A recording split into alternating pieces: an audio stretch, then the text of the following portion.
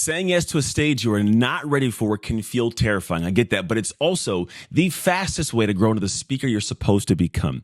Now, many aspiring speakers, they hold back, thinking they'll ruin their career if they take a stage before they're polished and ready to go. But here's the truth. Almost every great speaker has said yes before they were ready. And those moments honestly shaped them. Those things they went through were the catalyst to having to force themselves to grow. And in this video, I'm going to break down for you what really happens when you say yes to a stage, what you feel may be too early, and why it's one of the most valuable risks you can take. Now, truthfully, a lot of us go, I don't want to step out and mess things up. It's part of the process. Like those who are going to be successful, in fact, are the ones that can go out and they can push against the different situations with fear in their hearts. So they're the ones that can actually be okay having shame around failure or being embarrassed. If you can't do that, you can't be successful because you're never going to be in a position where you're never going to have it happen. I've been embarrassed. I felt ashamed of things I've done. I have felt bad. I have not been prepared in here, or at least in here, to go do the thing, right? But you lean into it. And here's what happens. Your desire not to mess up forces you to prepare properly so you don't.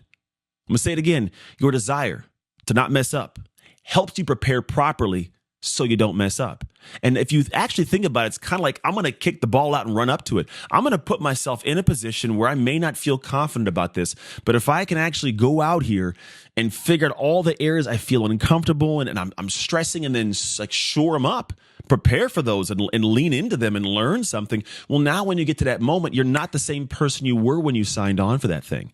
And it forces you to get better. But even more so, it's a great rep. Sometimes the best reps are the bad reps. I played professional football.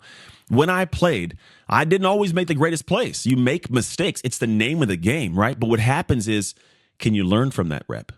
Can you take some simple nugget of information and go, I hated that. That is never happening to me again. I remember one time I played a game against Oklahoma. Adrian Peterson's out there, and there was a toss play to the right, and a guy had gone before me, and I went to jump over a guy that was on the ground to get around. I wanted to jump over him. When I landed, I was going to redirect once I landed. While in midair, I got punched in the chest by the fullback, and I ended up in midair flipping, landing on my back, and looking real bad on film. I was like, all right, lesson, never do that again, right? I'm not jumping in the air over a body. If anything, step over that person or steps to the side and go around. We ain't leaping in the air no more like that, though. But you learn, and then you go back out and you do it again. And sure enough, come back 2 years later, we played Oklahoma in the Holiday Bowl. It's a big trophy behind me. You can't see. It's a whale. On the game, we lost the game, which sucked to lose it the way we did. But I was a defensive MVP. I went out there and murdered him. I was out there taking on, you don't know football, maybe don't, but I had a lead toss, fullback and the running back leading out. And I hit the fullback upfield, spun inside and tackled Adrian Peterson for a loss by myself on a lead toss. Now, that was me making up for it. Never going to happen again. And so it's the same team, and I got my get back on that fullback, we'll call it. But the idea is that's going to happen. You got to be able to be embarrassed or you don't get better. You need those repetitions to be dialed in. So I'm going to walk you through a few steps to make this happen. The first step you have to know is fear does not mean you're not ready. Fear simply means it's important to you, and you might feel bad if you mess this up, because if you weren't afraid of it, it ought to be done by now. And also, if it wasn't important, you wouldn't be afraid of it, right? So fear is a sign that you're stretching, not that you're failing, right? You have to realize that little spin up in your belly, the anxiety, the stress that comes with it, you see it as important. Great. It doesn't mean to run from it. It means run into it.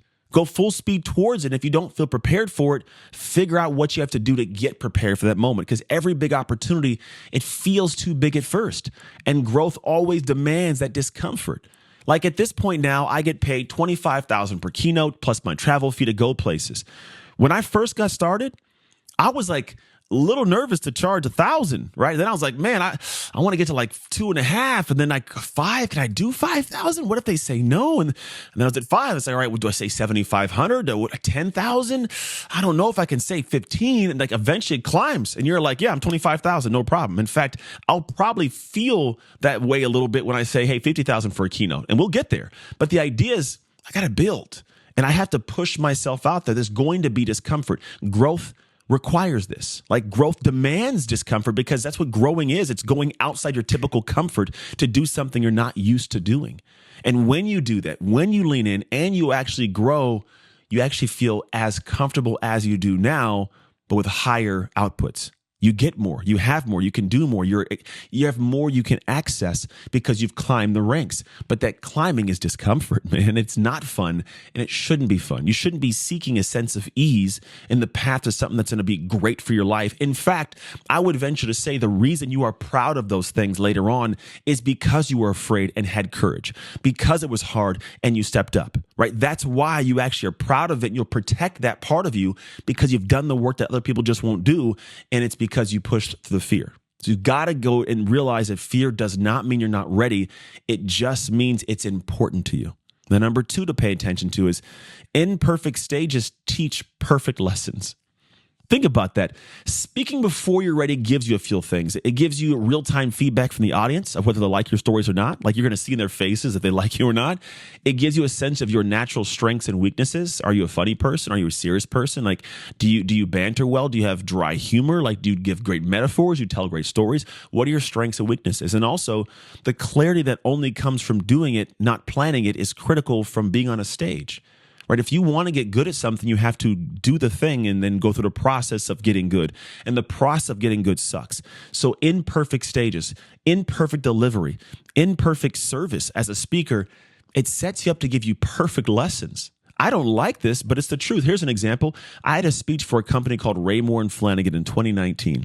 I gave this speech, this was the last speech before the pandemic hit.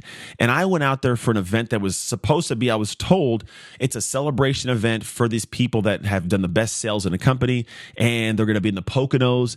And these are people that love to learn. They're go-getters. They like to learn information. So in my head, I go, oh, beautiful.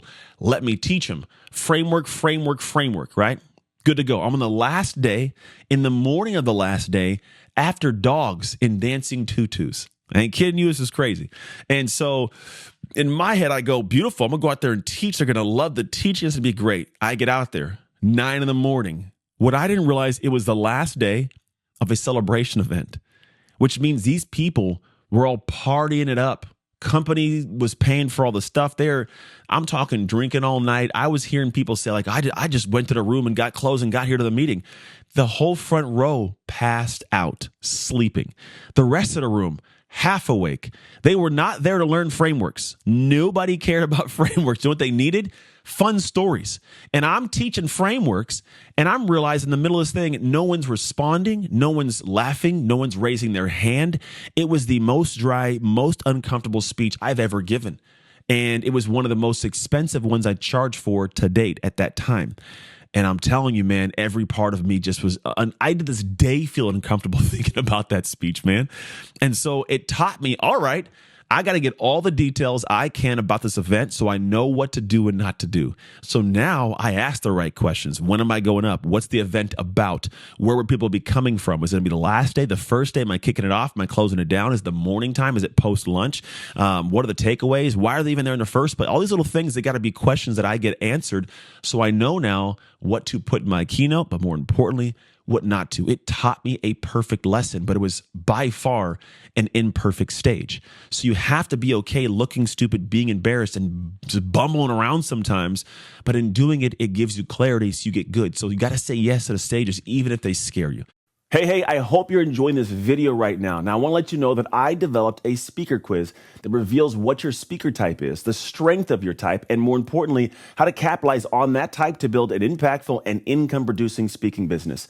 To get this quiz and take it and get the information you need, simply hit the link you see below in the description, or you can wait till the end of the video to head over and check it out. All right, that's it. Let's get back to it. Now, number 3, saying yes creates momentum. See, one stage done properly, it often leads to another stage. If you set it up properly, we teach what's called speech spin. It's a tool and a system that's woven into the keynote design, the keynote delivery, and then post-keynote actions that are automations we build in. But you do it properly, and now what happens, that stage, it's not just hoping I get another stage.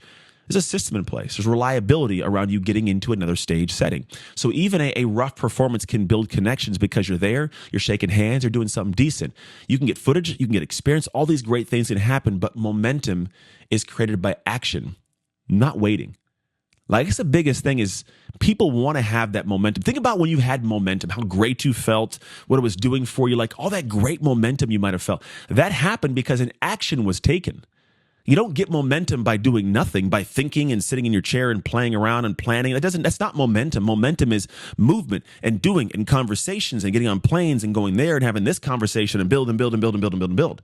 And that's really the key piece of you being able to have an amazing, fully fleshed out business that has momentum. See, if you're out there and you're not getting, any big speeches or any speeches, you can't create that momentum. You can't have that great feeling. You don't force yourself to get going, because when you have momentum, you're almost like you're all along for the ride and you're just trying to keep up, and you find yourself figuring things out, learning things on the fly. And then at some point in time, you sit back and go, that was a rush. That was a lot. That's okay. That kind of feeling is completely okay to have. But most folks don't have that feeling because they're not taking action, not getting momentum, not building into something. So you want to make sure you're taking action, because that creates momentum, which in turn creates the outcome you're looking for. And it helps you get better prepared for the speech that might already scare you. Number 4, vulnerability connects more than perfection. See, audiences, they often resonate more with authenticity than polish. People nowadays know if you're polished. Like if you're walking up and go, there was this one thing and I was over here. Like they see all that. They know what's going on. Like, that ain't you. Like, what are you doing? Stop performing for me, right? It's different. You want to have a performative aspect at times in your keynote, but not every single moment of the keynote. And so what I found is vulnerability connects more because people see you. And it connects more, resonates more. See, being open about your nerves or imperfections, it actually builds trust and connects humanity. Because now people look at you and go, oh, this person actually a little nervous, but they're handling it well, but they believe in their message. I can tell that they like this. So now they start to open their heart a little bit more to you. And raw moments often turn into the stories that people remember the most. Like if you have a story about your stress or your anxiety you're building up to that, or being honest with the audience, they look at it and go, oh, this person's imperfect, but they're trying their hardest. And they're still coming off clean and clear. Like they're actually cool. Let's go rock and roll. And audiences, most of the time, you'd be surprised, they want you to win. They don't want to heckle you. It's not a comedy show.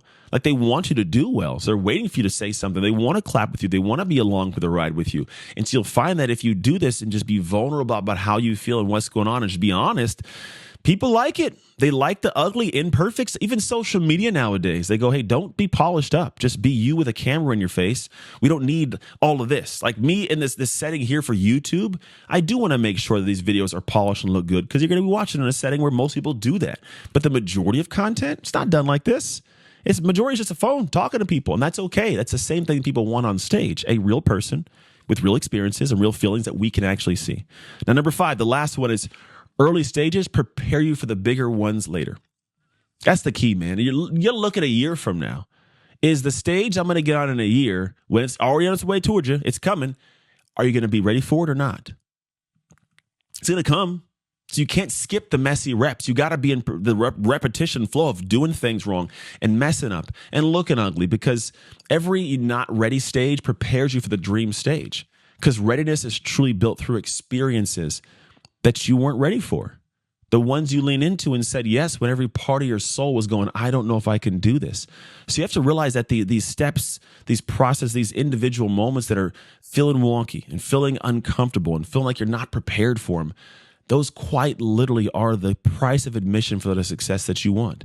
Every successful speaker that I have ever met in my life that's making good money, traveling the world, all of them got stories about throwing up behind podiums, being late for stuff, messing things up, going too long, forgetting their slides and their script, looking stupid on stage. It's all part of it. No one gets through this thing unscathed. But here's the thing. No one gets to the point of high-level success without that. You're not going to accidentally be phenomenal on stage and speaking for $25,000 per keynote. You're not going to stumble into that. Now, is it possible? I don't think statistically I've seen it happen. I don't know if it even is statistically possible, because you've never done it before. How do you know what to do and how to do it? So the early stages prepare you for the farther stages, because it puts you in that flow of what it takes to get good, the reps, the good, the bad, the ugly. Here's the thing. You're not going to suck all the time. You might suck in the beginning, but the next speech, if you do it right, you suck less, and then less, and then less, and then less. And all of a sudden, you're phenomenal at what you do. And you can't wait to get in the next stage, because you're going to kill it. And you know you kill it every single time. In fact, right now, I'm standing here filming this video. I take off tomorrow morning for a speech for a company called US Bank. You've heard of them. About 2,000 people down in San Diego. I'm going to kill it. I don't know how I'm going to do it, but I just know what I do and how I do it. I'm dialed in. I'm going to get to my flow, my rhythm. I'm going to rock and roll, but I'm only able to have that confidence because I stepped into moments previously with a lack of confidence. I didn't know what I was doing. I was stumbling around, but I did it because I knew it was the path to success. So don't wait until you're ready. You have to say yes and let the stage make you ready. Get prepared for it. Ask the questions. Take the reps. Do the practice. Deliver. Suck. Get feedback. Be embarrassed. Fail a little bit, but then learn every single time, then get back on the horse and ride out again. If you want the frameworks to turn those stages into, we'll call it early opportunities to get paid later on as a keynote speaker and not suck, head to speaktofreedom.com. This is what I do for a company. I teach a lot of this stuff step by step, but also systematically how to do all these things. This is not rocket science if you've done it. And for me, it's simplistic in terms of not just doing it myself, but getting it into your head and your heart. And if it's not time for you to take that next leap and take the next step, totally cool. Follow along and watch more of these videos. They're going to be, I don't know, somewhere around the screen. Click a button, and I'll see you in that next video.